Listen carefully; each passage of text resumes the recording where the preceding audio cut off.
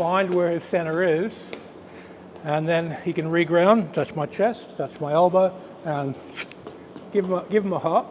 He comes back, I touch his base, I put my weight down, and he gives me a hop.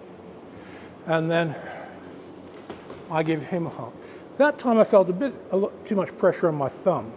So on my next issue, I'm going to empty my thumb out and create a magnetic blanket to repel him. And then he bounces me.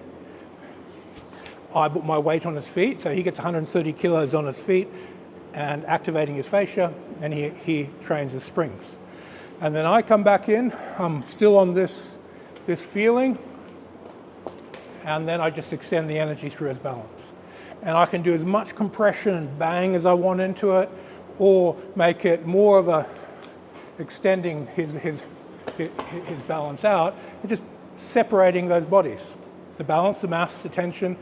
If I can get them apart, then my will go through them and affect them.